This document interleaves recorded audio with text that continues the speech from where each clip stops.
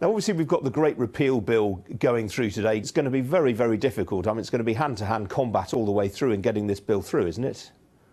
I think it will be similar to what happened over Maastricht, that the Labour Party accepts the bill in principle that we are leaving the European Union, but will use its role as the opposition party to oppose. That's what opposition parties do, and to make the passage of the bill contentious.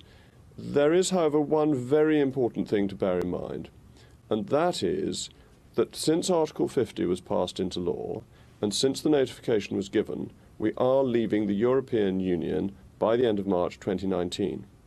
If this bill is not passed, then the European law that is in UK law has no basis. It doesn't rest on anything, and therefore we would have a vacuum in our law and potentially a very chaotic situation. But what about some of these issues on which there are clearly members of your own party uneasy, Eurotom, for example? Are you going to have to accept that the ECJ still will have some influence over British policy? It depends what you mean by some influence.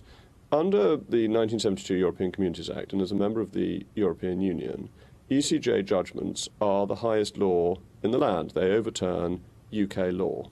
That cannot continue after Brexit, that our laws must be made in Parliament.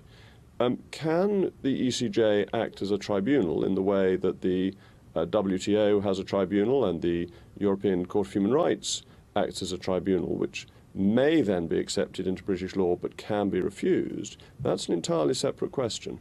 What have you made of the offers being made by Emmanuel Macron to French nationals and indeed to London-based banks to relocate to Paris? I mean, they are rolling out the red carpet. They're offering to cut taxes, cut regulations. This is excellent, that I believe in competition, and that if the French start competing for business, then the British must compete back. And we must look at whether we've got the right tax incentive for business, the right levels of regulation for business, and ensure that we can compete and keep business here. I'm in favour of competition, which tends to improve the environment for everybody. Now, you made the comment, interestingly, just now that banks need to have their own contingency plans in place. What appears to have unsettled them this week, though, is Boris Johnson's admission that there are no contingency plans on the part of government for a so-called hard Brexit. Well, the terminology is deliberately confusing. Soft Brexit means remaining within the European Union, means rejecting what voters said on the 23rd of June 2016. And it's just a code word that they use because they don't want to admit that they're trying to punish the electorate. So we need to bear that in mind. If we leave without a deal, the great news is we don't have to give the European Union any money at all. This has clearly been established in EU, UK and international law by an excellent report by our House of Lords committee.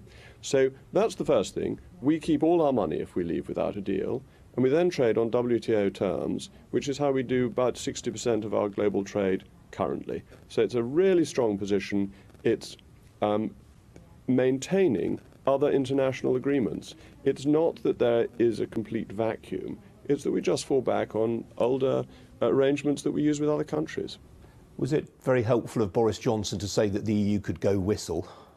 It was brilliant. I hope that they are whistling busily and making a jolly and joyful tune, because we need more optimism in this debate. Leaving the EU is a fantastic opportunity for the United Kingdom and potentially for the EU as well. So whistling a jolly tune, whistle while you work, that would be my advice to all the negotiators.